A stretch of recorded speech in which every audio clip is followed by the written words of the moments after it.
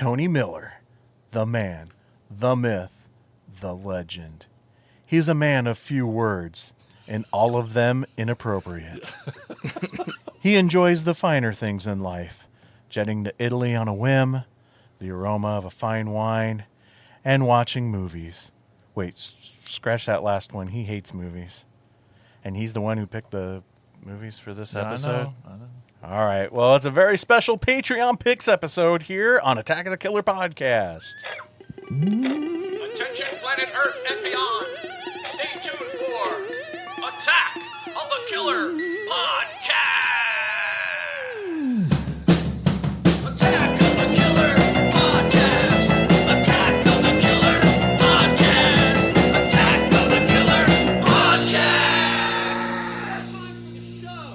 Yay. What? And welcome to Attack of the Killer Podcast. This is episode 322, and it's a very special episode of Attack of the Killer Podcast. It's one of our Patreon Picks episodes, but it's even more special than that because a special attacker has picked the movies for this episode. It's my close personal friend, Tony Miller. Tony Miller. We're really good friends. Now, normally when we do Patreon picks, we have different Patreons picking movies for an episode, but we've had a little snafu with Tony's Patreon. So, as a special treat, because he's so awesome, he got to pick all three movies. That's right. Lucky us. That's right. To be determined. And you can also pick movies for us to do during our Patreon Picks episodes by supporting the show. And that you could do that by becoming an attacker. Now, as an attacker, not only do you support the show, but you become part of the Attack of the Killer Podcast family. And much like my real family, we buy your love with goodies and bonus content. You can get bonus episodes of the show. You can get to pick movies for our Patreon Picks episodes. As a matter of fact, our next bonus episode, we're going to be talking about our favorite Halloween food. What does that mean? Well, you're going to have to become an attacker to find out. You can also get our YouTube shows, your own membership card, certificate, and sticker. You can get everything from like original artwork by me called Mikey's Monsters, and so much more. You can even get shout-outs on the show like these attackers right here. Timothy Lenner, Roman Doppelfeld, Larry Watanabe, Brett J. Royer, Seth Key, Jessica Irish, Chris Cook, Brian Godsell, Stefan Sitter, Brandy Moore, Andrew Mahler, Rod Hutchinson, Carmen DeHague, Abraham Ariano, Andrew Bentler, Casey Kelderman, Tony Miller, Mike Clayton, Rose Talashoma, Abe Kirshner, Lisa Cavalier, Holly Berg, Bill Fisher, Emily Randolph, Greg Dedrick, and the impeccable Sam Lenz. Sammy. And you too can be on that list. All you have to do is go to jointheattackers.com, pick the tier that best suits you, and become an attacker today. Again, that's jointheattackers.com. Now, if this is your first time listening to the show, Attack of the Killer Podcast is a horror movie podcast that usually talks about horror movies. We pick a topic and talk about films within that topic. We're just friends hanging out, so there may be spoilers. And speaking of spoilers, that's right, it's time to introduce you to the podcast crew. He thinks Tony is so cool that when Tony enters a room, he doesn't turn the lights on, he turns the dark off. Jason! Hey, everybody. Thanks for tuning in. Hi, Tony. Fun fact about Tony Miller, Tony is a psychic. One day, this next person asked Tony what kind of pants does he wear, and Tony said, paranormal pants. Brian! And then he followed me into the bathroom. Hello, everybody. He tried Tony's homemade wine. He said it tasted weird. Tony told him it was made with raisins. That way it was aged automatically. Tad, everybody! Yeah, thanks, Tony. You've certainly never slipped anything into my drinks. And speaking of raisins, here's Tad with What We Watched.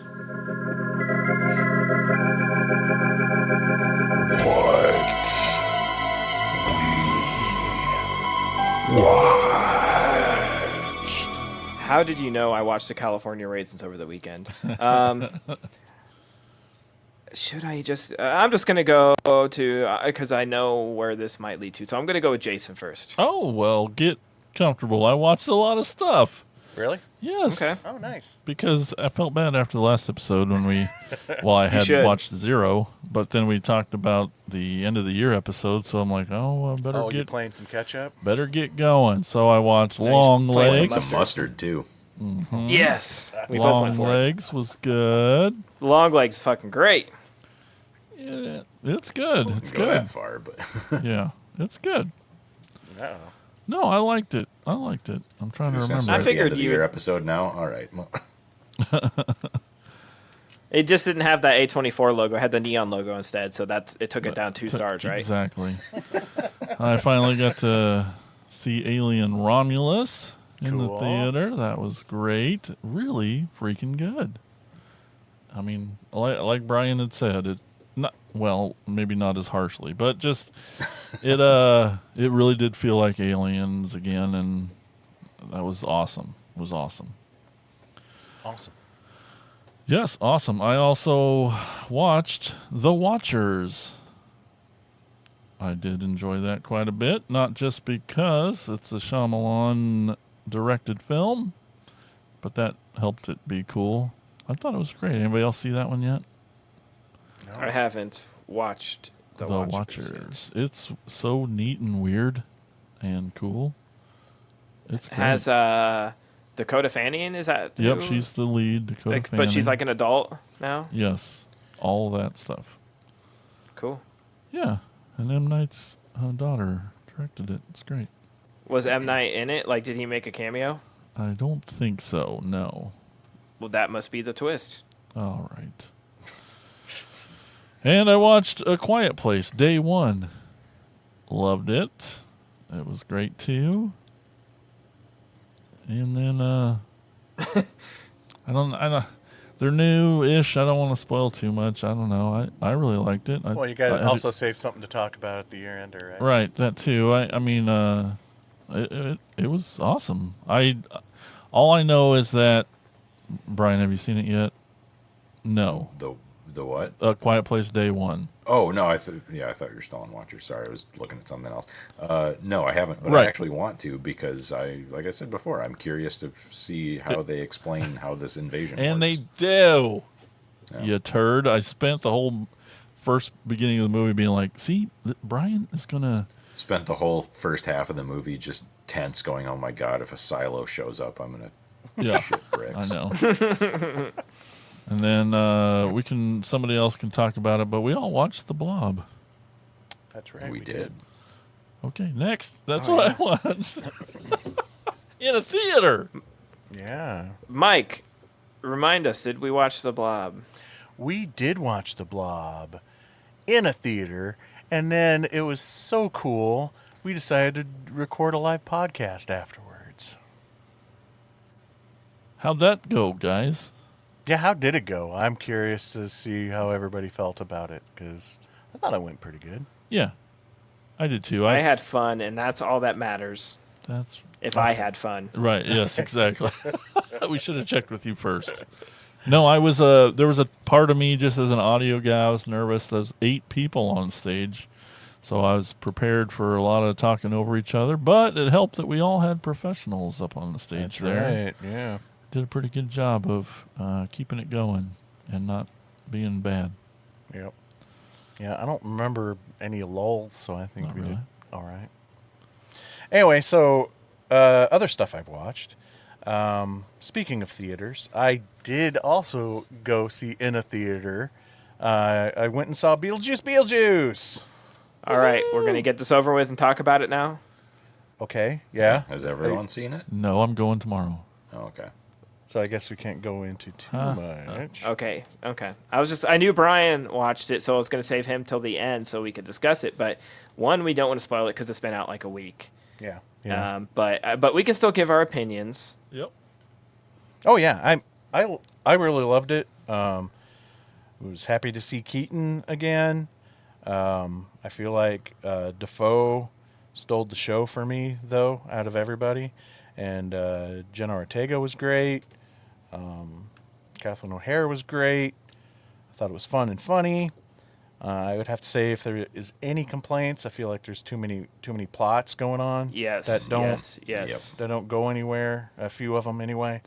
That But it- aren't necessary at all. Not necessary, but you still get some cool moments with those, without going into details. That it's like, yeah, maybe you should have spread all those storylines out to various films, but still made for some cool scenes. And I feel like anybody, and I think I put this almost verbatim in my Letterboxd review.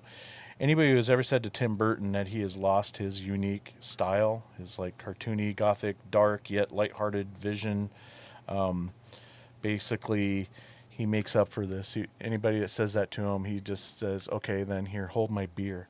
Because You He should It fall on definitely Tim feels Burton like this go around. he was let off the leash again. yeah, yep, for sure. Maybe more so than ever before, to be honest. There's some weirdness that I was even sitting there going like, this is really weird. Some of the musical numbers, yeah. That was Well- plural. We'll get into it in a couple more weeks. How about that?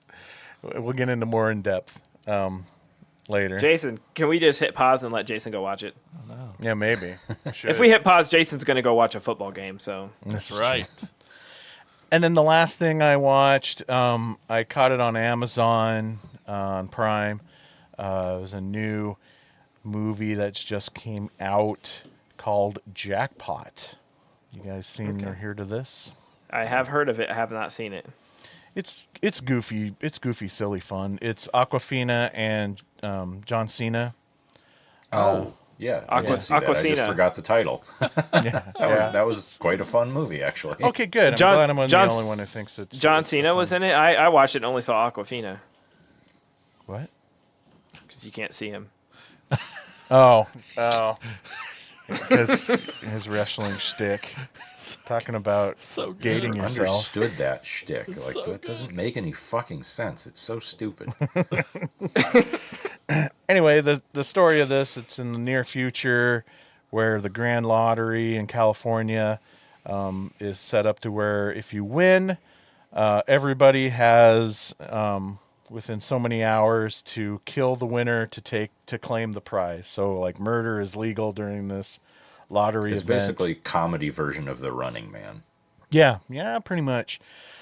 I really liked all the action scenes. I thought they were fun. I felt like Aquafina and John Cena had some really cool chemistry. I'm starting to like her more and more when I see her in things.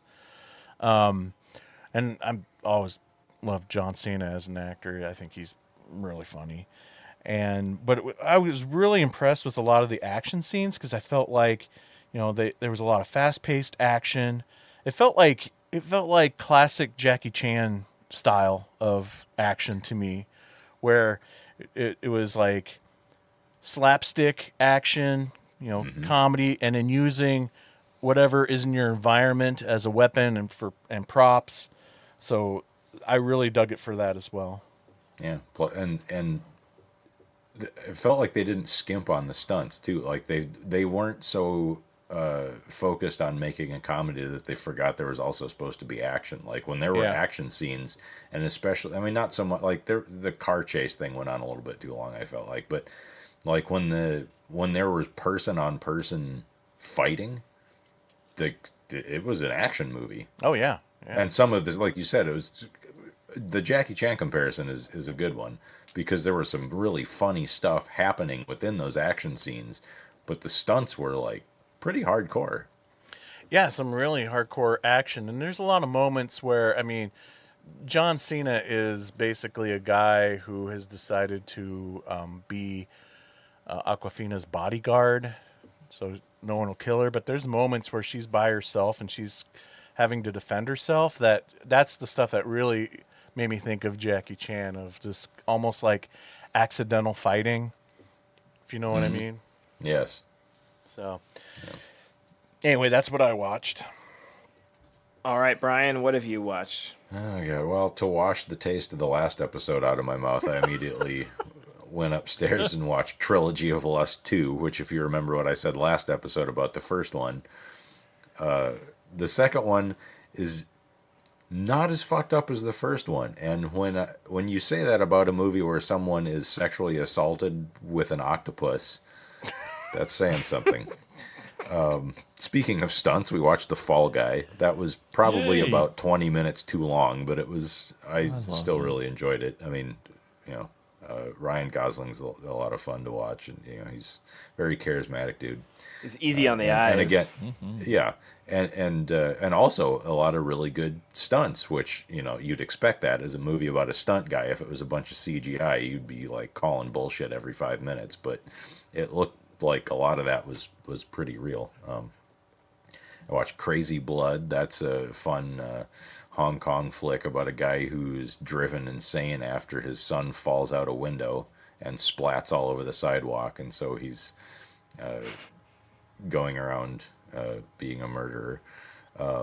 Hellhole, another one by the Hellbender people, and I didn't know that going in. I just read the description on Shudder of a drilling team unearths a prehistoric thing under the ground. It's like, fuck yeah, a monster movie, I'm in. And then as soon as I saw who it was by, it's like, oh shit. And I was not disappointed by how disappointed I was in it. Yeah. Let's see what else. Oh, I finally saw Upgrade. Like, it was one of those, like, I wanted to see it forever and just kept forgetting about it and was never streaming anywhere, and it finally popped up on Netflix. I'm like, fuck yeah, I'm gonna watch this. I wish it was bloodier. Like, I think it was oversold to me a little bit. There were a couple of sequences that were really, really brutal, and I just kind of wanted the whole movie to be that. So, yeah, but it was fine. We watched Logan Lucky. That was fucking fantastic. Just Loved a it. killer ensemble cast heist movie. Like, no notes. It was great. Black Cat 2, which is a fun Hong Kong action flick. The first Black Cat is a pretty solid La Femme Nikita knockoff. And in the second one, it's like, well, we got all the preliminaries and the character development out of the way. She's just going to be the Terminator for 90 minutes and fucking destroy people. We saw Beetlejuice. It was good, not great. I appreciated that it wasn't just a barrage of beating you over the head with nostalgia stuff, which was my biggest problem with Alien Romulus. There were a couple of things, but for the most part, I feel like the hey, remember this from the first Beetlejuice was relegated to little things in the background that you just pick up as you were going along. Also agree that it was just too much plot getting in the way of the story, as Joe Bob would put it. There were like Willem Dafoe is great. Wished he hadn't been in it. I'm never gonna be mad. I'm never gonna be mad about looking at Monica Bellucci, but I wish she Did hadn't not been need in to it. be in it. Yeah. Yeah, that could Kind just of go away. pointless, really. Yeah. Had they just focused on the mother-daughter relationship and Lydia being forced to call on the one person she would absolutely never want to call on for help, I think it would have been a more compelling thing. And also, the subplot forced him to play the BJ card too soon, if you will.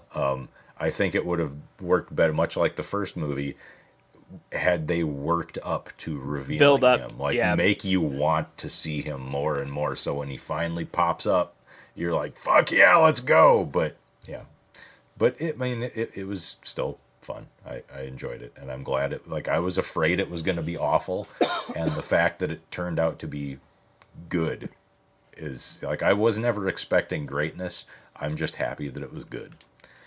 But speaking of greatness, last on the list here, this is I don't know what constitutes a feature. What is the length cutoff? I feel like it's changed a few times. Is it like 60 minutes? Is it 65 minutes? Anyway, this movie is like barely over an hour. It was shot for, I think, under $1,000, and it's available to watch free on YouTube.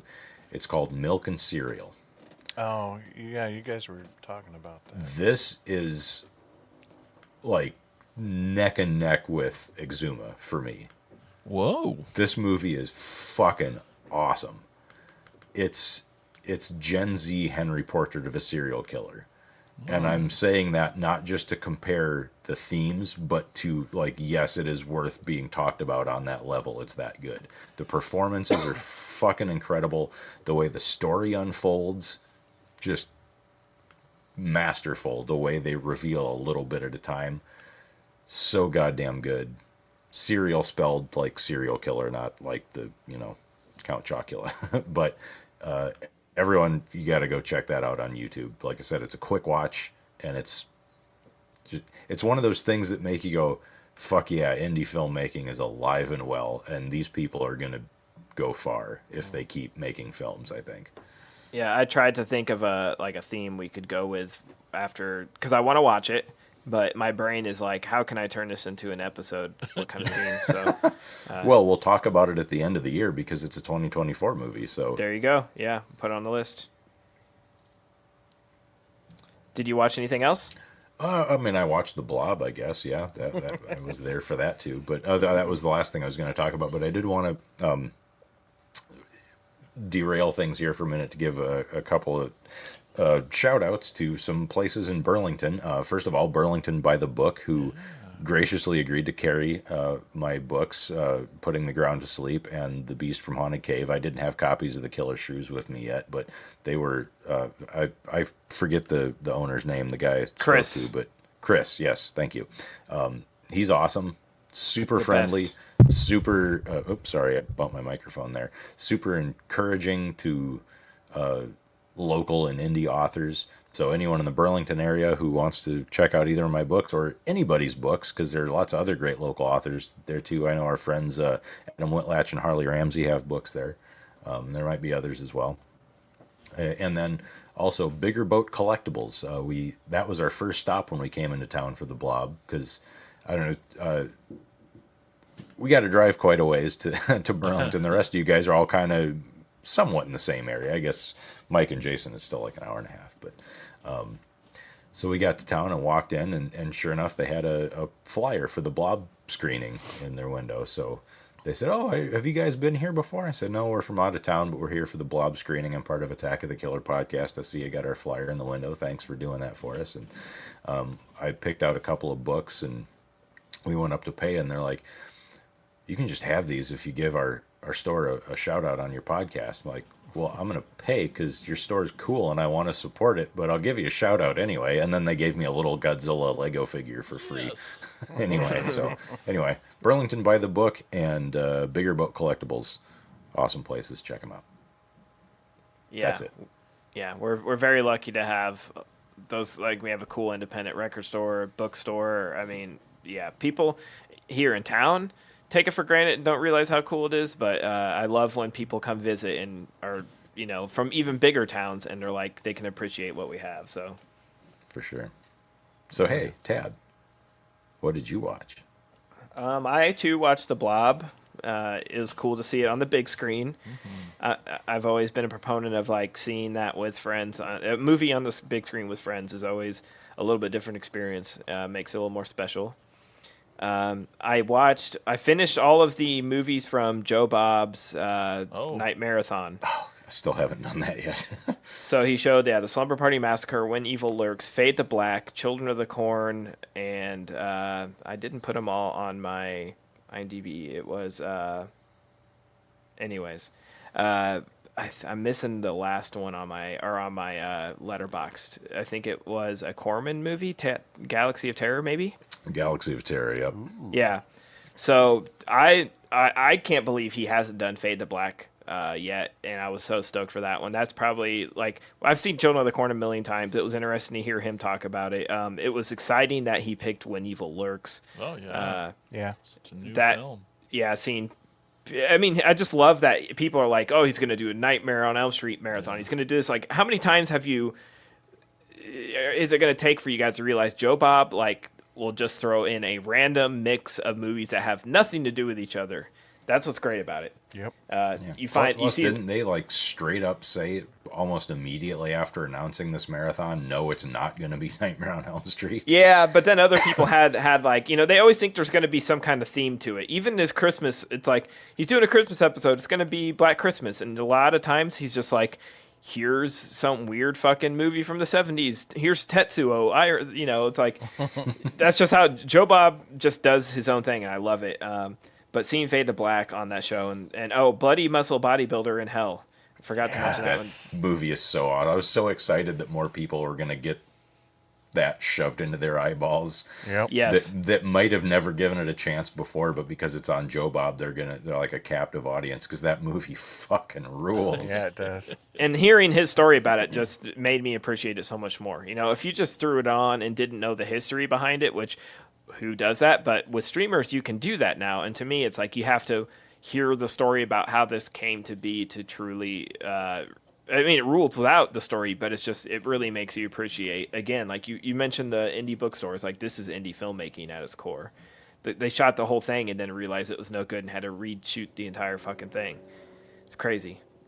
But outside of the Night Marathon, I watched Pulp Fiction on the big screen last week. I had never seen it on the big screen, and it's been quite a while since I actually sat down and watched the whole thing. And goddamn, does that movie still rip? It is so. It's nearly perfect, but seeing it again on the big screen with a pretty decent sized audience, man, like that. I think a lot of them obviously knew it, loved it, but I think a few might have been there for the first time. There's this old couple, shout out to them, that keep coming to the Capitol for movies, and the wife makes them leave early after she's like grossed out or overwhelmed by something. So they left when Marvin got his head blown off. And then I watched Beetlejuice, and it's so funny because like literally the lights came on. I'm sitting there with Nikki and Blake, and I had the same exact things to say that Brian did. I was like, we could have cut 2, if not 3 of these storylines, and it would have just felt so much tighter, but it was still a lot of fun. I love that.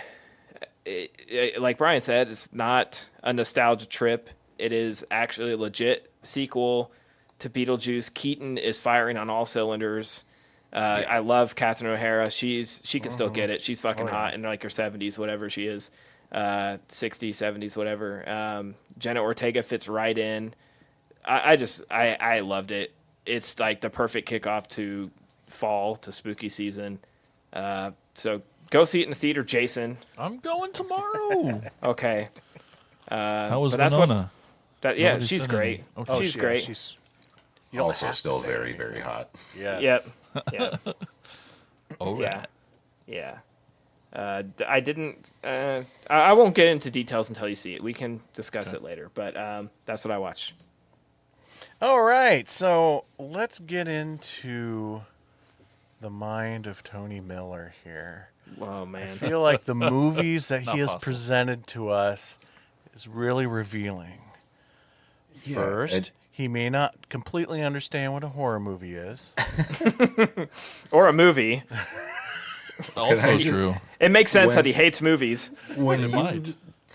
you said what was going on with this episode, Oh, my Straight immediate fear. thought was that he was gonna fuck with us. I still it's in there. think it's there. yes. I don't know. I don't think so. I really don't. Okay. But fuck with this in a way that like I'm so- I figure if anything he was gonna pick, he wouldn't just pick like awful boring shit. If he was gonna fuck with this, the movies might have been bad, but they would have been weirdly entertainingly bad. yeah. But that's really not how it turned out, I don't think. No, I swear to. Oh, I should wait for the second one. But I swear he Googled worst fucking movie ever. And that came up and he wrote a bullshit story about how it ties into his picks. Anyway, it's. Oh, And that did he explain to you guys how these picks were picked? No. Because I don't know any other than you told me the list of movies to watch. I don't really know why he picked them. yeah, he said. Oh, boy, let me find it. Maybe Yeah, we should just like preface each movie with his statement if you have his statements. I only do for the second film. And then the third one's self explanatory, but Well, of course. Yeah. If you. Yeah. because that's them. Yep. But yeah, It's their go-to. Yeah. Okay. Well, Yeah. we should probably get into it. Jason, I was- what is the first one? I was so nervous waiting for his picks to come in, and I was pleasantly surprised and happy about this one. We're going to be talking about. And there's a lot of movies with a similar name. The main part of this title is in so many movies. So this is from 2022, and you can find it on Netflix. We're talking about The House. Hi, darling. It's me. It's the biggest day of my life today. If you could be thinking of me, maybe say a little prayer. I'd really appreciate it. Hello? Here we are. Magnificent.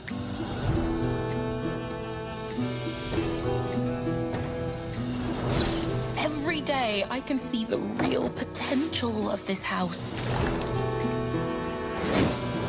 I'm here to discuss the terms of the agreement. Can I pay? You have to nourish the soul of the house. Wonderfully elegant, isn't it? The family must take up residence in the house. Can we ask you some specific questions? How beautiful. I've invested my whole life in this house. What happened? Don't be afraid.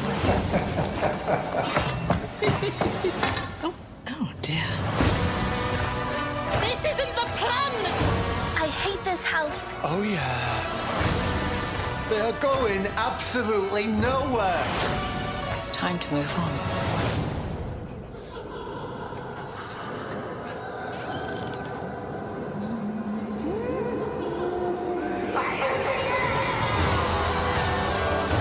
It's confusing, yeah. I don't want this anymore. You can't stay here. Christ, that was quick.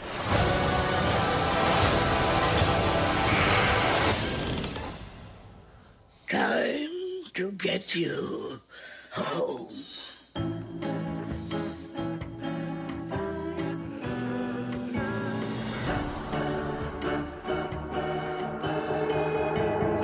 Listen.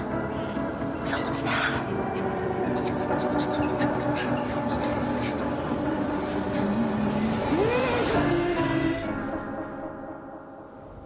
That's right.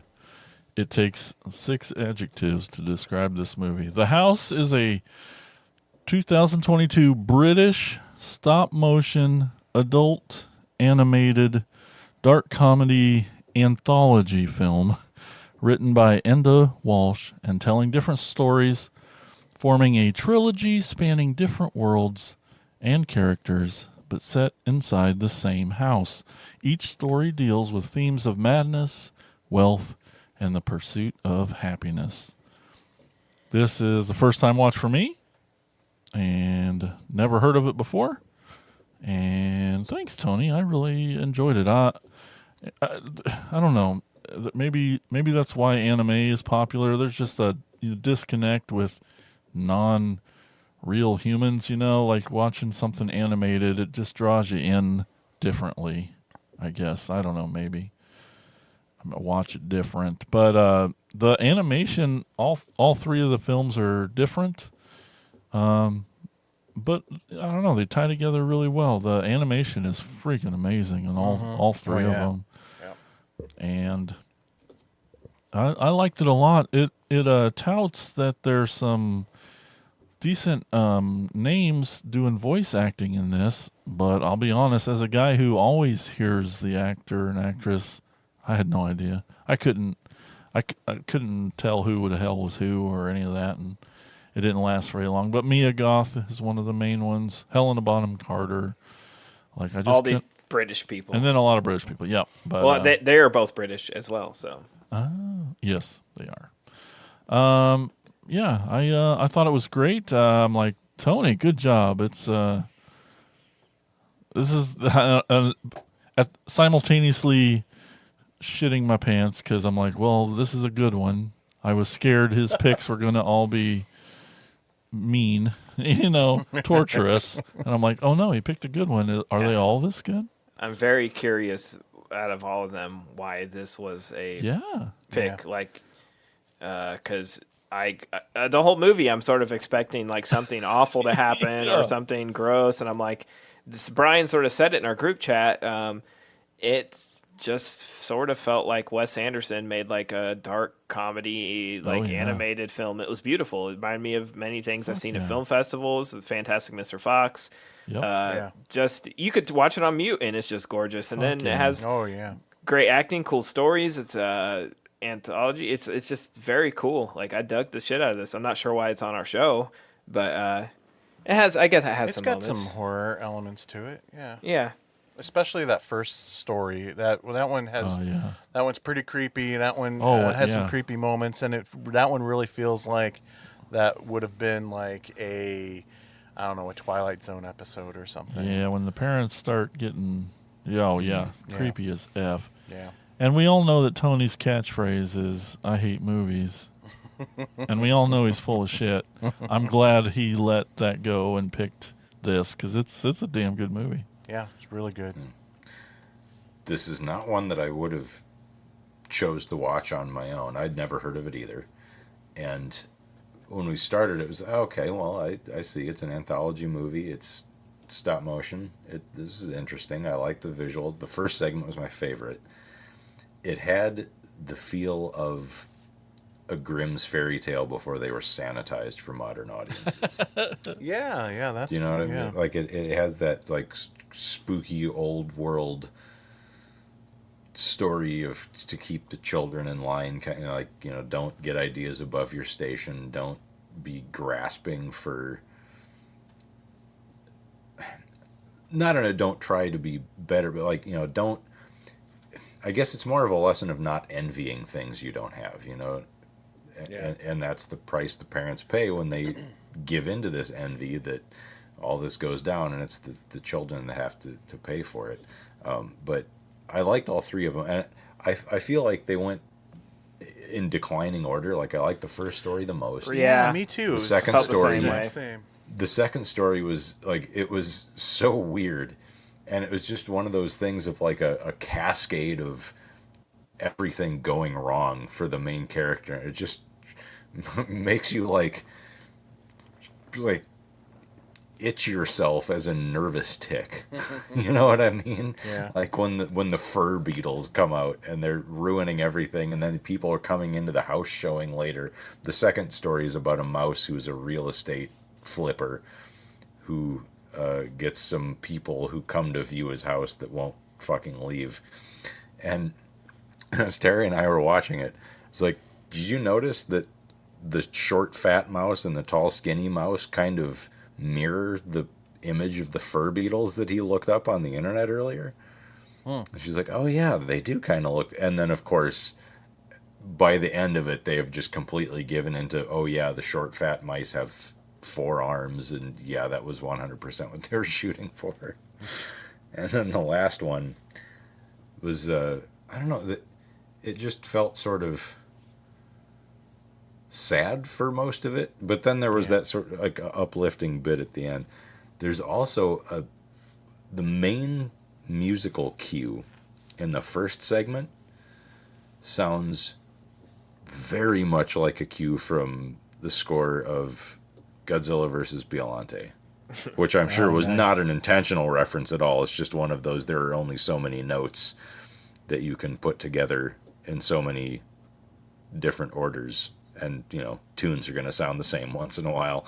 But as I was watching that, it's like, God, why does that sound so familiar? And the more they played it, it was like, okay, it's a Godzilla thing. Where is it from? And it started narrowing down, and then it finally clicked. Like, oh, right, that's the scene when the scientist is creating Biollante in the lab. That's that weird. But anyway. And Tony's going to say that is exactly why he picked it. Yep. Mm-hmm. Jesus. That sounds about right. What'd you guys think? Did you I really liked it. Yeah, I I just sort said of. what I thought. Not you, the other two. I sort of said I don't really have anything else to add. I just, watching it, I thought it might be more like surreal and nightmarish, but it sort of stayed pretty, not really grounded, but for an animation of the style, there wasn't anything, like I said, I watched them in order as well, so I'm just like embracing myself, and then I saw the poster, I messaged you guys, I'm like, is this the right one? Yes. Okay. So what's the twist? Like, watching it the whole time, waiting for, again, something fucked up or weird, and I'm like, okay, Tony gave us a good movie. Might be a big turn for the next one, which we'll get to. It was a trick. Get an axe. Yeah. It's a trap. Yeah, but it's great. Like Brian, I probably wouldn't have watched this on my own, and I probably won't throw it on anytime soon again, but it's definitely worth checking out. Mm-hmm. Yeah, I'm in line with all you guys. I enjoyed it too. Wouldn't probably be something I'd watch on my own. Maybe not go back to it, but I just love the animation though. I'll do stop motion all day long. Love it. And it's supposed to be the same house, right? That's the connecting thread, and just kind of in different time periods. But they burned the house down in the first one, so how? Anyway, whatever. But also agree in sequence of how I liked them. The first story, awesome, loved it. Second one was fun and cool. Not since Joe's Apartment has there been an amazing song and dance right? insect scene. An insect musical number. Yeah, exactly. And then the third one just was really kind of fell flat for me. I've been sitting here while you listen to you guys talk and trying to think of like if I would change the order of it. And usually you would think in like an anthology you would put like the slower one or the weaker one in the middle. And I'm just thinking to myself, okay, would I move the third one to the middle? Would that elevate the last one? I don't know. I don't know either. Yeah. Tad, what trivia do you have for this one? It was originally meant to be a mini-series, but it was eventually changed to an anthology film. Okay. The director of Segment 3, which all of us agree is not our favorite. I won't say the weakest, just not our least favorite, is Paloma Beza, who is married to Alex Garland, the director of Annihilation, Ex Machina, Civil War, and the writer of 28 Days Later. And this film actually won an Emmy for Outstanding Individual Achievement in Animation. So. Oh, cool. Yeah. I thought when I watched it should have. The animation was gorgeous. Man. Oh, gorgeous. Yeah. When I watched the trailer for it first, I thought the third one had some of the best parts in the trailer. Yeah. Like just lines and action and emotion, but yeah, it just... You start really strong. It's hard to live up to the beginning. Yeah. Well, sweet. Okay, Tony, there you go. 4 for 4 on that one. Starting strong. Are we going to keep this momentum? Let's find out. Tad, what's our next one? Our next film is from 1985, and it is The Peanut Butter Solution. The people who brought you the box office hit The Dog Who Stopped the War now bring you The Peanut Butter Solution. But what did he see? Spill it, you sniveling rabbit! A senor. The senor. And he's no rabbit. A fox, maybe. Lady and gentlemen, a toast to this new hair. So kind, what are we gonna do?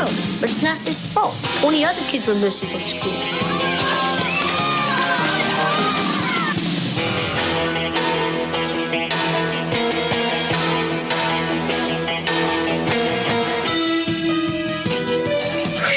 But what happened to my voice?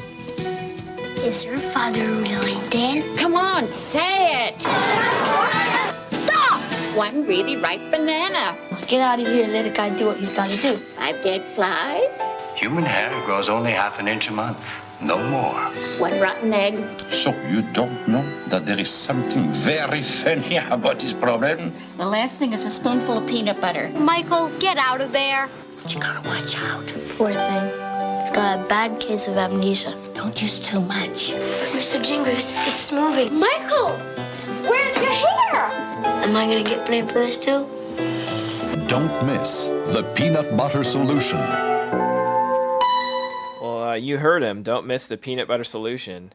I'm going to read the IMDb description because I love this. This, on paper, is almost as nuts as the fucking movie.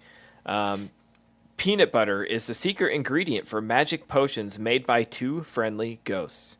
11-year-old Michael loses all of his hair when he gets a fright and uses the potion to get his hair back. That is the 2-line description on IMDb for this movie. Are you guys still with me? Because it's dead silent. I can hear crickets. This I will not say this movie is bad. I loved it.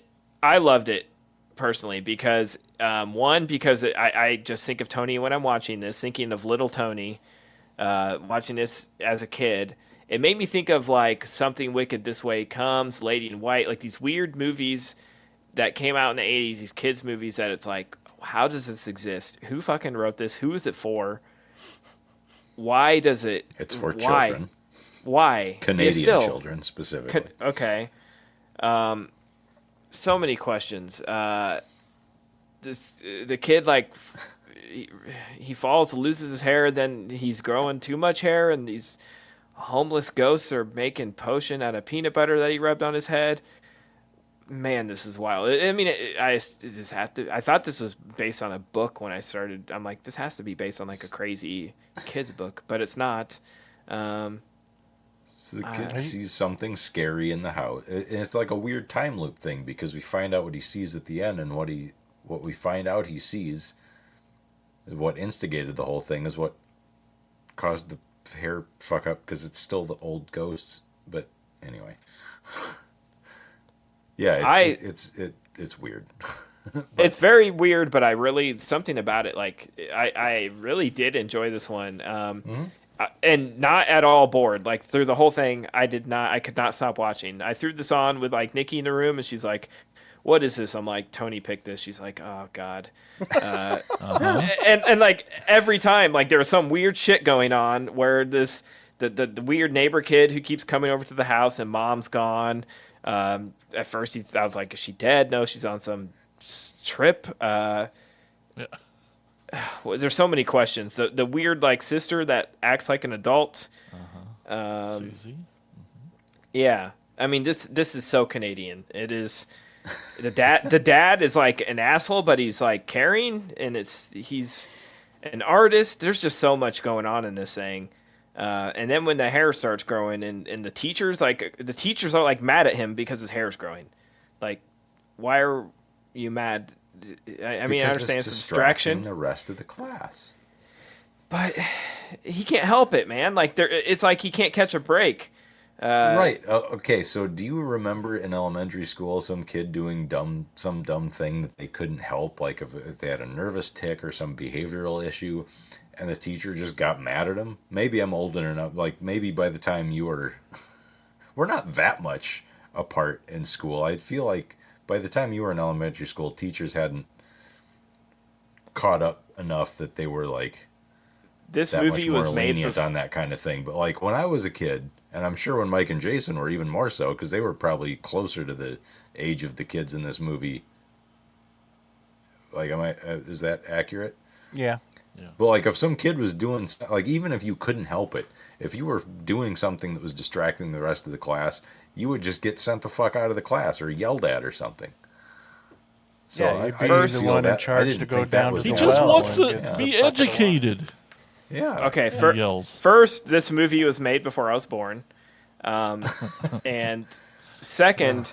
I did get in trouble in middle school for picking a scab. I got sent to the principal's office for picking a fucking scab. Like, if I don't want my scab on my arm, and it I'm still questioning it, like, 20 years later because I'm pissed about it. So You just saying that this movie was made before you were born made the rest of our backs hurt.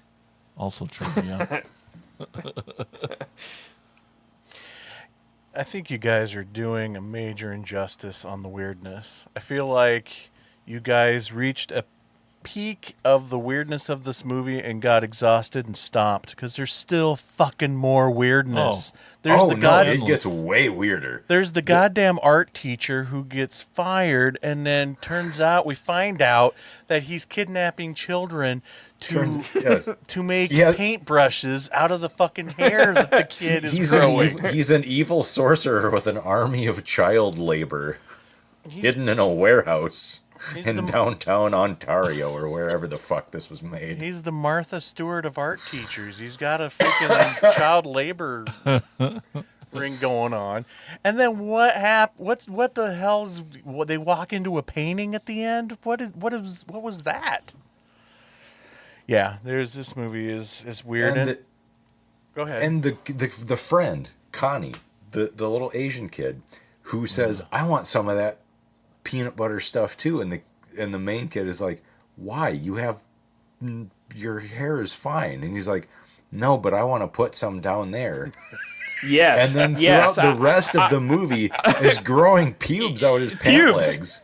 Yes. But I was while like, the main kid has to go my God. through all of this other rigmarole to get his shit to stop, Connie just yells at his area and his magic pubes quit growing. Fucking stupid. God damn. Tony, thanks, Tony. People who are listening to this who haven't seen this movie are going to think we have all just taken several hits of acid before we started talking. It's all true. And so I remember when you gave us the movie list, because I'd heard of this movie before. I knew more or less what it was. And I was, for some reason, thinking it had some connection to either George Romero or Don Coscarelli, like that there was some horror pedigree here.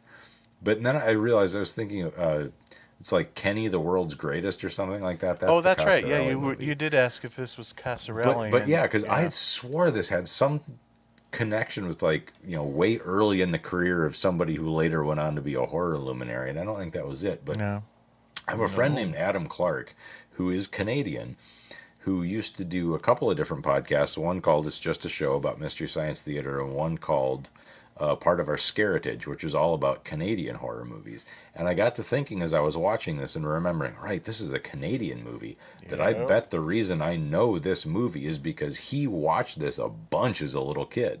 So, and I haven't messaged him to confirm that yet, but I'm fairly certain now that's why I got it in my head that this was some, horror related thing, because real quick, I want to talk about that trailer we just heard as well.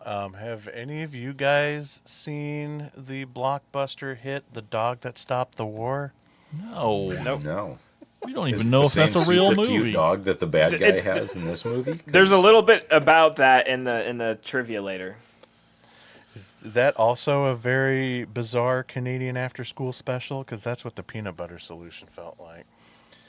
I'm going to quote... The dog grows really long pubes in that one. I'm going to quote my favorite line from the movie because it is said multiple times there at the very beginning. When the friend is asked if he wants to join them for breakfast, and he says, "No thanks, I will just eat some of these delicious grapes if you don't mind." And I've been saying that constantly ever since. These delicious grapes. You can have them, because I hate grapes. I hate grapes. He likes raisins, though. I hate them peeled, and I hate them unpeeled. I hate them in one or two or small groups of 3 and 4. Anyway, that's a Psychos in Love thing. Forget about it. This movie. I almost hate peanut butter because of this movie. Because I did not like this movie. And you know me. I love the weird. I love the bad. There's just something about this movie that, like, just...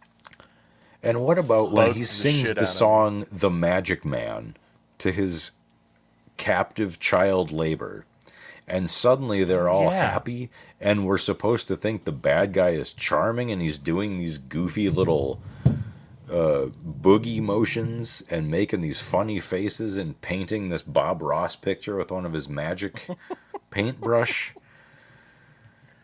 I don't know. Well, Tony did tell us about this one. He says, okay, I got another movie. He says it's on Tubi and it's rated G. On IMDb, one of the listed genres is horror. And I looked and it is. That's a great question. I'd like you to answer ghosts? that. I don't He says it gave me nightmares as a kid, the peanut butter solution. No idea if it holds up or if it's actually scary or really bad now. Good luck. That's how I read it. That totally makes sense, and I can see this creeping a little kid out. What was the bits with the ghosts that trick the kid into fucking up his hair, who then we find out the ghosts are what he saw that scared him and made him lose his hair in the first place. What movie did you say this reminded you of, Tad? Those kind of old... Like Something Wicked This Way Comes or The Lady in White. Like This feels like aliens came to our world and tried to make that movie again. Like, this is so bad. I'm also, if this movie didn't have subtitles, I'd have fucking punched my TV. Because, that girl and those kids were you couldn't understand a fucking word they said. The acting is so bad. Their speech is so bad. I couldn't and may not have hated a movie more than this one. Really? Oh, man, I fucking hated it. It's like, I'm glad I guess Tony I'll suggested it, because this was a weird... I'm probably never going to watch it again, but I'm glad I saw it. It feels like the kind of movie, to us non-Canadians, this is exactly the kind of thing you would have seen once on like some random Saturday afternoon on PBS, and bits of it, because it's so weird, stuck with you, but as you aged, you forgot what it was called. And so like 30 years later or whatever, you're an adult and you're like, what the fuck was that weird ass thing with the guy and the hair paintbrush and the pubes and the child labor? What the... And then it pops up randomly on Tubi and you're like, oh my God, that's the movie I saw as a little kid. Like, this has that kind of vibe to it. TV movie here, yeah. Yeah, you thought you were having a fever dream as a kid, and then you find out that it was real. Joke's on you guys, because Severin has this on Blu-ray. Nuh-uh. No, I'm not fucking joking. It is a Severin I believe Blu-ray. you. That's probably why the version on Tubi looks so good. It's probably their... And you guys are upgraded saying scan bad of it. wrong. You keep saying weird, but you mean bad. This is bad. The acting is so bad. How can you forgive this? It's awful. You didn't appreciate his over-the-top Academy Award-winning performance of him freaking out about him about losing his hair. Like, oh my God, you thought you would think somebody like killed his parents. He was freaking out so bad. So over the top, slamming doors and crying in his pillow. Yeah, I'll shut up. It's awful. There's I'm on Amazon and looking at the Severin Blu-ray.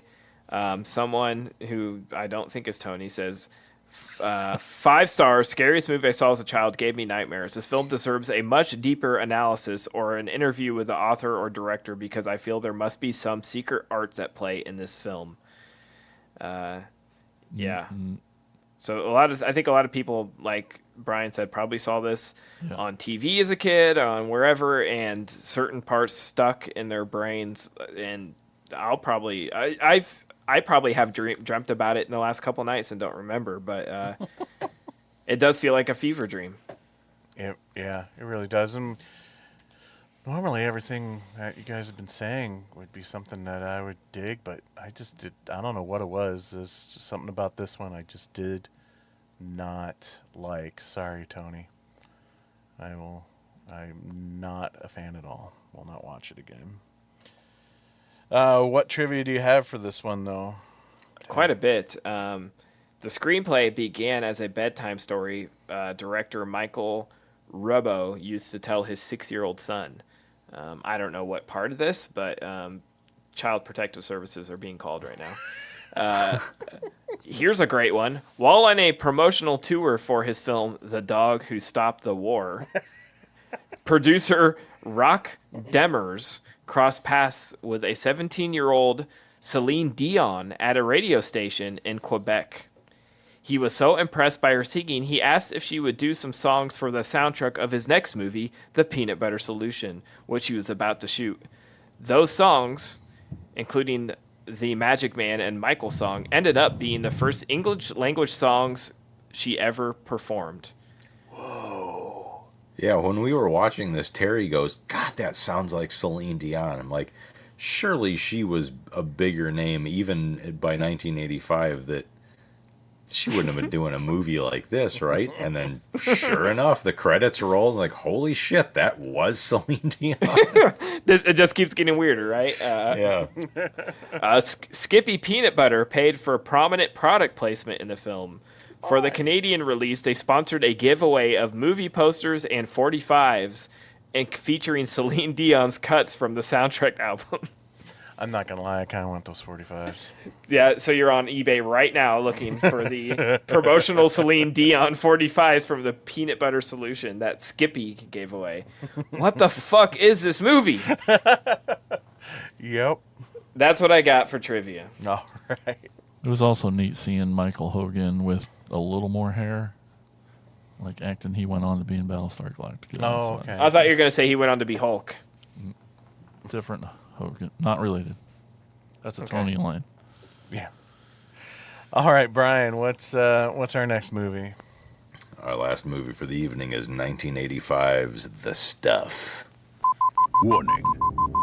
We interrupt this presentation with the following urgent message regarding The Stuff. If you see it in stores, call the police. If you have it in your home, don't touch it. Get out. The Stuff is a product of nature, a deadly living organism. It is addictive and destructive. It can overcome your mind and take over your body. And nothing can stop it.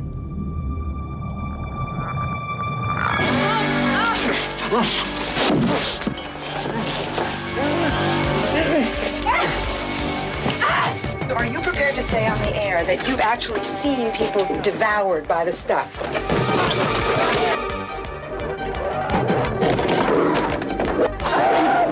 Tonight, America is in grave danger. It's gonna kill you! It's gonna kill you all!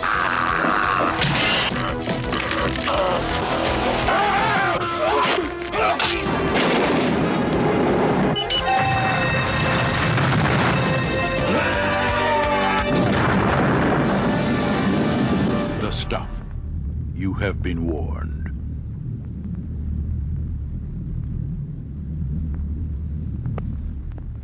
A gooey white substance is discovered bubbling out of the ground by some quarry workers in Georgia, and when testing shows it to be 0-calorie, good-tasting, and highly addictive, it doesn't take long for capitalism to do what it does best. Soon the ice cream industry is careening toward bankruptcy, and several executives band together and hire ex-FBI agent turned industrial saboteur David Mo Rutherford to get to the bottom of things, along with his girlfriend Nicole, former fast food mogul Chocolate Chip Charlie, and a young boy named Jason. Mo discovers this stuff is actually an alien parasite that turns people into zombified slaves. Well, it's a no-brainer. This is the best movie of the night. I mean, anybody who is a horror fan and hasn't seen this stuff, the fuck are you doing? Go watch The Stuff. Larry Cohen is a god, not just of horror movies, but of all kinds of great genre things, action, blaxploitation, exploitation. It's maybe third or fourth on my list of favorites of his. Michael Moriarty is Mo Rutherford. He's fucking fantastic as always. Yeah. That dude can't be in anything and not steal the goddamn show. This is... It's a fun little piss take at consumer culture, not in the same way that like a Dawn of the Dead is, say, but in an interview that I found with Starburst magazine, which is a genre publication in the UK, In '85, before this came out, Larry Cohen said, "I wanted to say something irreverent about the fast food mania that seems to be sweeping the world, courtesy of McDonald's, Wendy's, Burger King, and such like. People love those great big chocolate shakes, and everybody knows they aren't dairy products, but lots of chemicals. But they taste great, so who cares what we're drinking? The stuff is my wry little comment on the addictive society we live in." And sure enough, as we were talking about at our Blob screening a couple of weeks ago, they used Methocel, the stuff that McDonald's thickens their shakes with, to make the Blob. So, I mean, there's a little tie-in right there. Yes, we really are drinking alien parasites.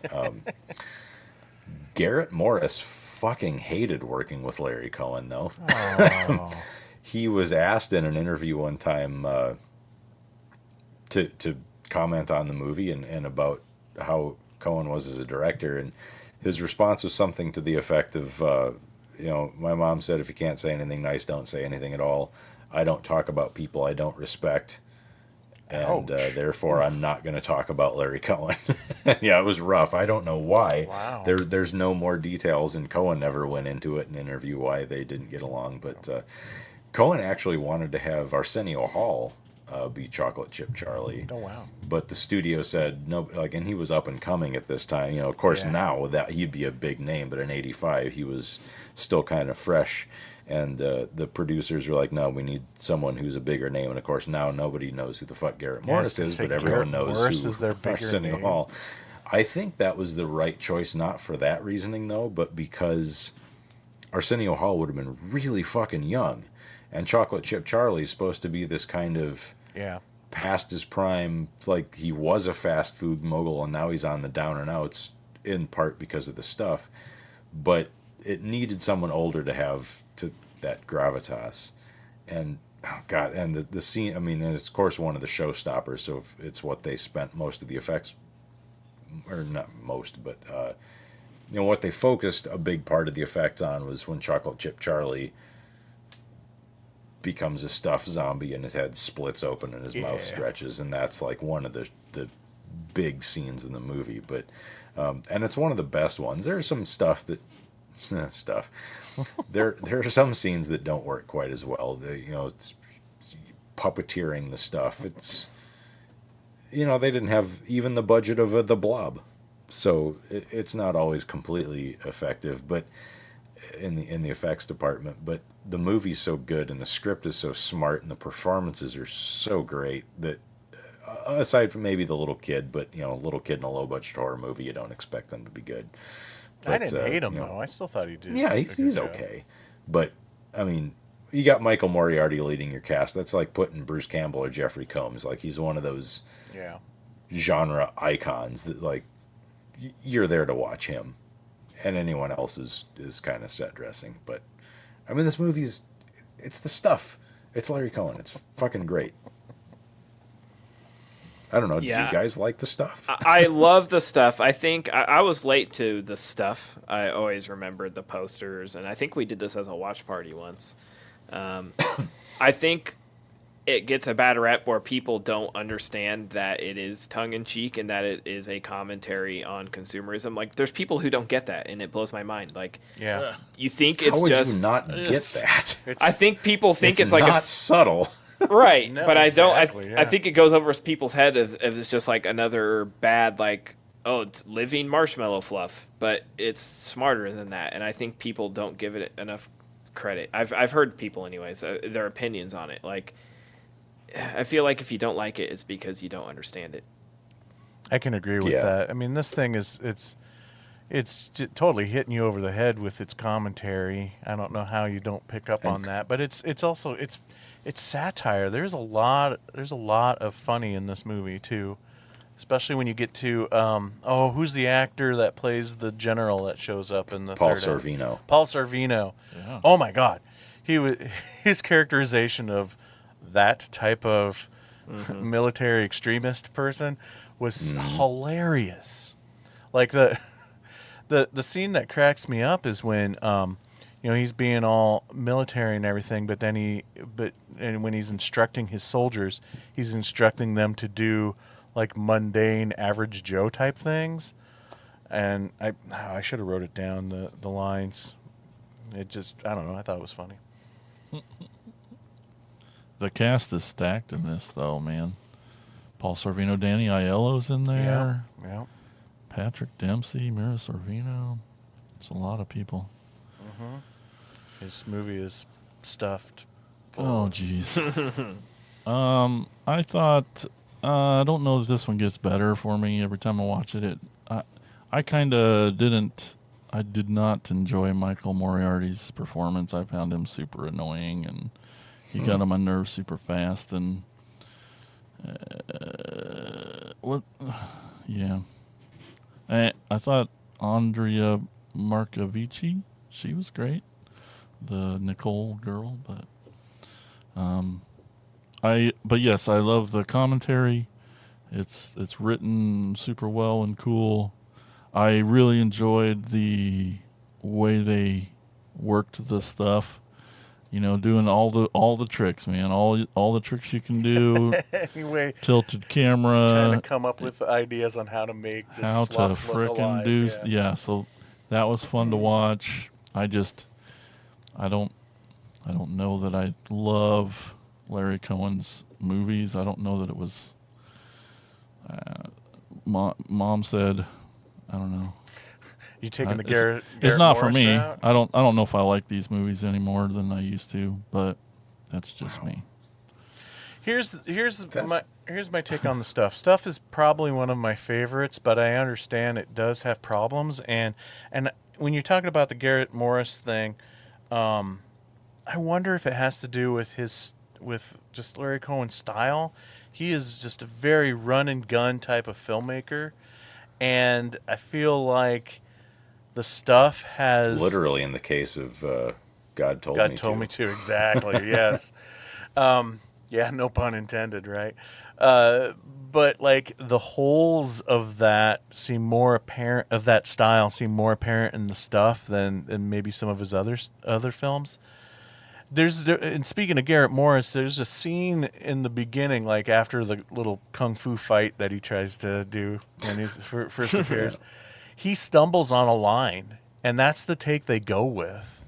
So, I could see maybe why Garrett would be like, say cut, it's like, let's do it again. It's like, no, we got it. And I'm like, wait a minute, but I tripped on this line. Could be just pissed that it made him look bad kind of thing. Yeah. So, and some of the editing of it. So I don't know if you can blame what was shot or if you can blame the editing on it. But there's just, it feels like some inconsistencies in the storytelling of the editing, where I'm trying to think of a good example. I feel like maybe it is in the Chocolate Chip Charlie meltdown scene where Michael Moriarty is trying to he's trying to break the glass, and he breaks the glass, which that was a really crappy effect. He breaks the glass, and he's trying to set fire to the stuff, and then all of a sudden another character is in another area of the room without us seeing how they got from point A to point B. It's just, there's a lot of choppiness in the editing of this film that feels like it leaves out information. Yeah. I mean, it doesn't ruin the movie for me. It may even be part of the charm, but yeah, I could see where maybe some people would definitely. And that's why I would say I think he's a better writer than a director. I can see that. Yeah. And he's a fantastic writer. And there's always that that line of commentary running through.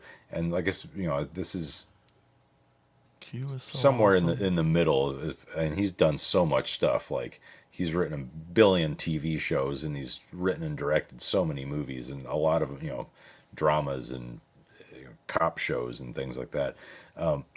Q is way that might be my favorite of his. Yeah, Q is It's awesome. Alive. All three of the It's Alive movies, I think, are probably a little better than this one. Yeah. But Bone, that one is fucking amazing if you guys haven't seen that. And Still that's have not a not horror seen movie. It's a Bone, home yeah. invasion movie with Yaphet Kotto. But that is incredible.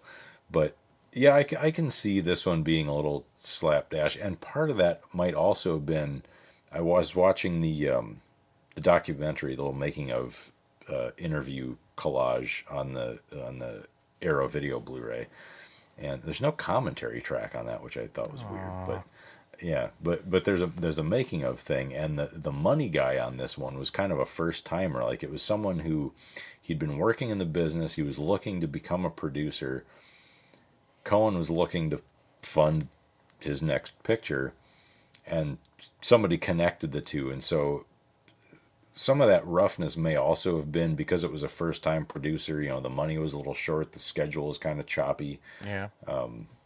You know, there were just some growing pains going on. So, I mean, yeah, Could be. It's definitely not a perfect movie, but No, and again, I mean, some of that kind of gives it a little bit more of its charm anyway. But one scene in particular, I thought of another good example of kind of what I'm talking about, because it's bugged me every time I watched it, and which is bummer because it's like one of the coolest. It's the pinnacle stuff attack scene, and that's when they're in the hotel room, and the stuff starts attacking, and then a guy in a flannel shirt runs into the room to attack them from out of nowhere. We've not established this guy or anything. Where did he come from? He's just there, and he's only there, and it's crazy too, as far as like storytelling goes. Is like, if he is under the control of the stuff, then why did the stuff still attack and devour him? Anyway, whatever. But yeah, so he's brought into this scene mostly just so we can see this cool shot of this rotating room of him getting devoured by this white fluff. But it's just like it's just out of nowhere. Just boom, here's this guy, and there's a good chunk of that goes on in the movie. When going back to the Chocolate Chip Charlie meltdown scene, there's a shot where part of the stuff attaches to the girl's face, and then we see everything of Michael Moriarty setting fire to the stuff and whatnot, and then saving her, and now she doesn't have the stuff on her face. They don't ever show her being freed of the stuff that's attached to her face. So that's just more examples there of how just kind of it jumps around a bit. But I still love this movie, don't get me wrong. Everybody say their piece on the stuff? I think so. Oh, okay. So, Tad, what's the trivia you got for this guy? We'll see if I have anything that Brian didn't mention. I took out the Arsenio Hall thing. According to Larry Cohen himself. No, it's all good. There's a lot on this one. So, according to Larry Cohen himself, a lot of stuff. In some scenes in which the stuff chases characters, a foam made of blended fish bones was used. It stank so much that as soon as the shots were done, the actors ran to a river in order to breathe and get rid of the stench, or bathe and get rid of the stench. So fish bones. Your effect is this blob-like white foamy substance. What would make you think that fish parts would be good for that effect? It worked, so I don't know. I guess. The original cut of the film was said to be much longer and described by Larry Cohen as more dense and sophisticated.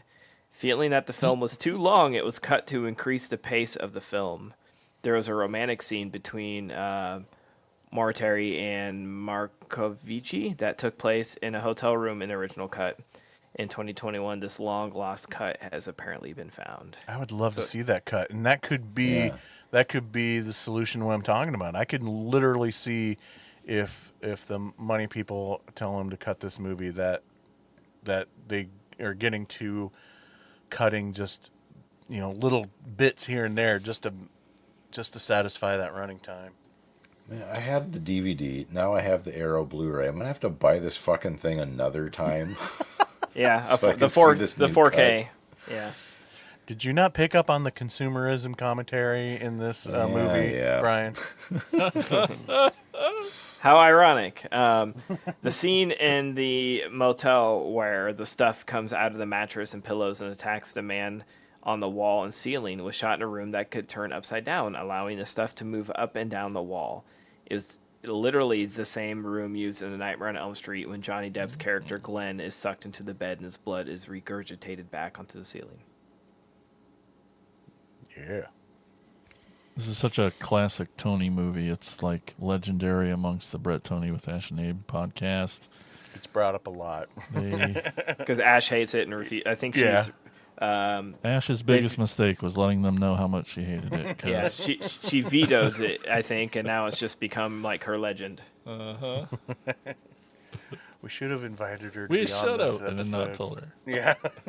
Well, I mean, apparently if she thinks the stuff is, the worst, she hasn't sat down and watched Peanut Butter That's Solution. true. So I guarantee. I hope she doesn't listen to this so that Tony can get this on their show, because I want to hear them watch this. Oh, I would love Challenge that. back. Yes. Yes, Tony, make that happen, please. 'Cause in my head, it was clearly him fucking with us. But yes, toss the challenge back. All right. Was that it for your trivia? Yep.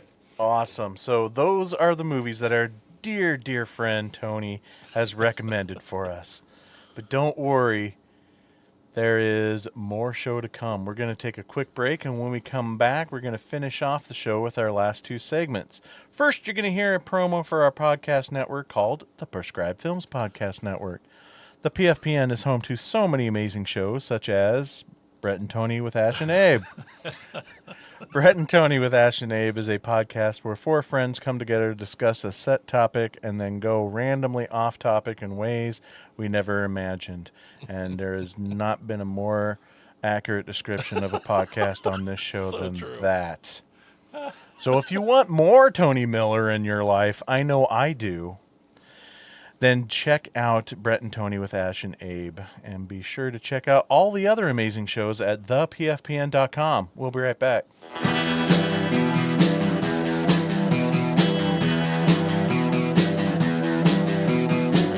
You're listening to the Prescribed Films Podcast Network, home to hundreds of hours of free podcast entertainment. The shows on this network all have a common goal: providing you with the best discussions about movies and other forms of entertainment media. The PFPN hopes to fill your earholes with audio joy. Visit our website with links to all the other amazing shows at www.thepfpn.com. Thanks for listening. Welcome back to the show, and now it's time to hear from you guys, the listeners. Here's Jason with shout-outs. It's time for Shout-outs! Shout-outs! Shout-outs! Shout-outs! Shout-outs! All right, we asked if you could curate an episode of AOTKP, what 3 movies would you choose? And I know most listeners sit around thinking about this all day, so I'm really excited what the answers are going to be. And they're all pretty awesome. Up first, we got Attacker, Casey Kelderman. You see if you can get the theme here. He wants Scooby-Doo, Lucio Fulci's Zombie, and Scooby-Doo on Zombie Island. That's a good one. I do get that because I just listened to that podcast, that episode this week, actually. That's awesome. Been listening to some of their backlog since Sam was on the show.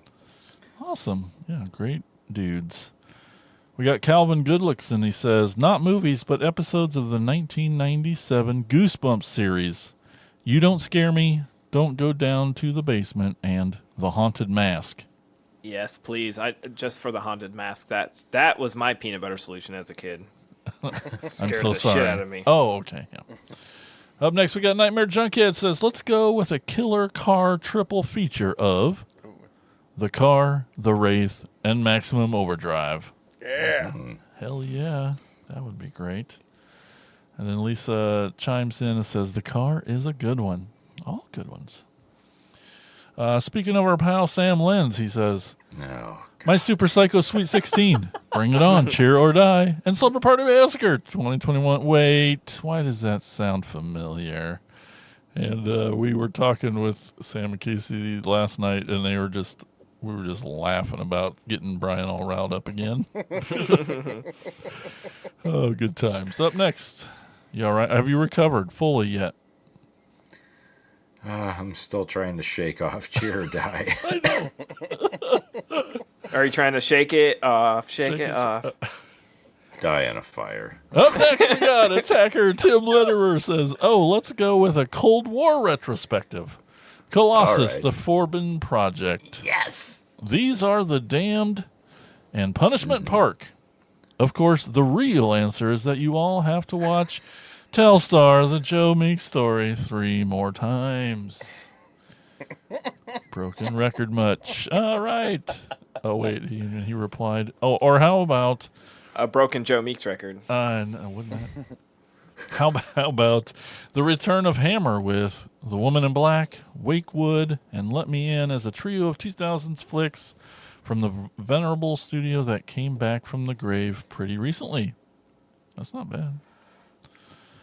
We got Scott Reebsman says Hack-O-Lantern, Shock 'Em Dead, and Black Roses. Rock and roll horror episode. Black Dude. Roses. I'm busy that day. You would hate that episode so much. I know. I haven't seen the other two. Yeah, I was going to say, you don't even know Hack-O-Lantern, man. Oh, Hack-O-Lantern's fun. Oh, it's great. Jason would hate it, though. Yeah, probably. And up next, we got Lisa, attacker Lisa from the Bad Movie Bunny podcast. She says, I'm feeling a bit of a political theme. They Live, Candyman, and The Purge. Nice. Good nice. choices. And lastly, we got Jacob McLaughlin says, horror movies that you need to set aside an afternoon for. Qui-Gon from 1964. Qui-Gon? Oh, yeah. Qui-Gon. Yeah. Qui-Gon. Inland Empire from 2006. And Suspiria from 2018. Good times. All right, well, get comfortable, guys. I haven't screened this voicemail, but I can tell you it's 4 minutes long. Dude, you got to start screening. I these know. voicemails. Wake me up when it's done. Okay. Oh, this is going to be good. I can't wait. Here's another voicemail. Hey everybody, welcome to this episode of Shoutouts with Brian and Rod. Hey. Podcast inside a podcast, but it's not a podcast. I've heard the better podcast, but maybe that's just my opinion. Yeah, I've heard the worst podcast. It's like Godzilla -1. It's podcast -1 because it's like the bottom. Everything's a disaster on this show. Does that make me the minus? Yes, that's you, the minus. So this episode, it sounds like the crew over at Attack of the Killer podcast are letting you curate your own show. So my theme would be horror movies of the last 10 years that attackers may have missed out on that I really think they should check out. Ooh. And my 3 picks are, we're going to start with Dark Harvest, which I know some of the podcast crew has seen. Rod has seen it. Yep, I've seen it already. Yep, I loved it. I've seen it, but a lot of people haven't seen Dark Harvest. And if you haven't, put it on your Halloween horror movie list. It's perfect for Halloween horror. And then my second movie is Hush, which I think is getting a release by Reverend Entertainment. Ooh. And that's been, you've heard of the movie, Rod, but you've never seen it. And I've seen it, thought it was really good. So I'm interested to see what Reverend Entertainment does with Hush. It's been maybe 8 years it's been out, and it's never got a release. Oh, wow. And then my third film would be a film called Antrim. And I believe not Rod, you've never seen this, Rod. Nope, I have not. I think Insane Mike has seen it because I bought him a copy that I found at Dollar Tree and I gave it to him in Burlington, I think, at a toy show. So I think he's seen it and I've seen it, but I think all the listeners of AOTKP and the Attacker especially should check that out. So those are my 3. So mine... What? What? Good. Go to bed. Damn thirsty kids. I'll be there in a minute. All right, go ahead. So mine is... okay, let's just go with this. What's your favorite holiday meal? My favorite holiday meal? Yeah. I'm not a big turkey fan, but I do love ham. And we have ham on Thanksgiving. Usually for Christmas, we have tacos. Well, Thanksgiving is my favorite holiday meal. And a while back when I had friends that would come over once a month to watch a triple feature with me, I did a little theme. I did a The first movie was an appetizer. It was 1987's Blood Rage. That ain't cranberry sauce. And then I followed it up with the main course, Thanksgiving from 2008. The one with the turkey. Yeah, gobble gobble, motherfucker. And then I just was thinking, like, what's the greatest dessert horror movie ever? The Stuff from 1985. It was a great night. We somebody bought some marshmallow fluff and we got sick. Yeah, It didn't take over your body or anything. no, it didn't. Well, maybe, I don't know. You'd probably know by now. You know what I'm kind of wondering is that are they asking us to do these because they have no clue what to show or talk about, or I don't know. I did bother them for an insane amount of time about killer furniture, and it finally happened. So maybe if you bother them about Thanksgiving themed films for the next 9 months. I honestly think they've shown all of these. I think they talked about every single one of these, except I'm not sure about Thanksgiving. I don't know that they've ever talked about any of the movies that I wanted for my episode. Nope, just what they watch, I think. Yeah. So I guess we'll listen to the show and see what they say about our episodes. Yeah. If they don't like that episode, they could just show fucking Water Power 3 times and we'll have a great show. How's that sound? Yeah. You in for that? I'm in for it. I haven't seen it yet. I've not seen it either. I kind of know what it's about. Brian Clark will be in for that one. Until next time. Until next time, fuck you, Clint. New episode of the Bubble Boys. Always happy to. That was not bad, right? No, it wasn't bad. Just because they mentioned Water Power, that's why. Mm-hmm. And there was a movie I was pushing for in that Haunted Furniture one that you fucks didn't do that I'm keeping in my back pocket too. So, which one? Through the Looking Glass. Yeah, it was another Jamie Gillis movie. Should do a Jamie Gillis episode. Anyway. Well, all right. Thanks, guys. And you, too, could leave a voicemail and have it on the show or start your own podcast. Whatever you need to do, we'll play it, obviously. You can give us a call at 415-952-6857 or 415-95-AOTKP. Leave us a voicemail. Get your voice on the show, and that is shout-outs. And now from the cult classic podcast, Kids Table, featuring Mike, Abe, and Tony, here's Insane Mike Saunders with Insane Picks.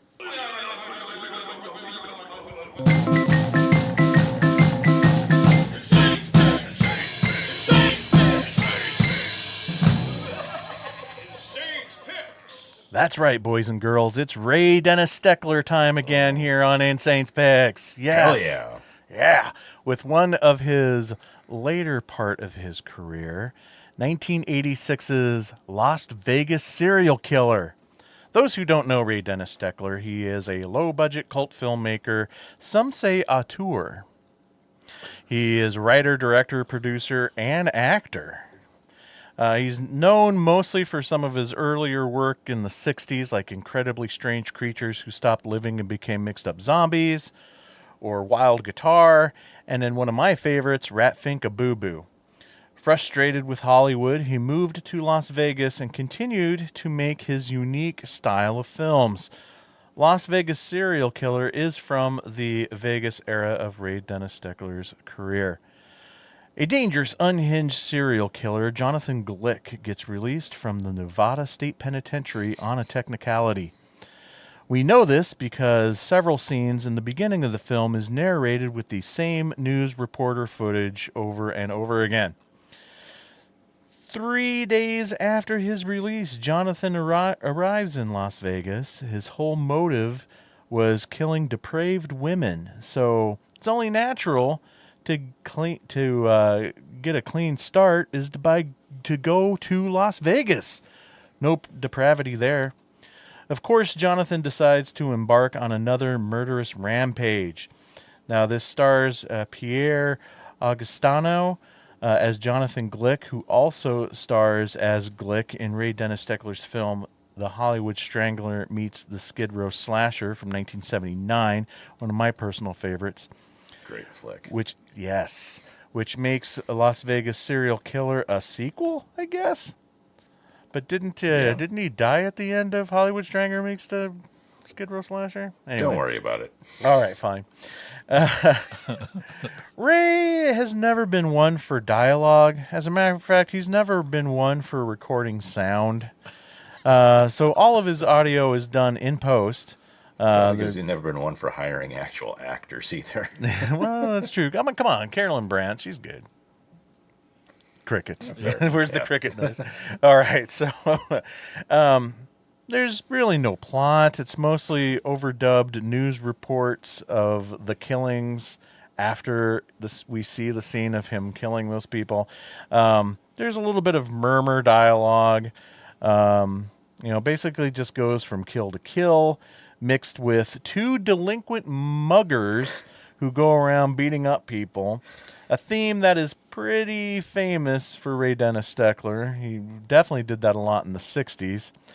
I don't know if it's with this one in particular, but a lot of times that would happen where he would kind of have two stories going on at the same time, or the story would totally switch genres halfway through the film, mostly because he would just kind of get bored with the movie he was making and then start shooting something else.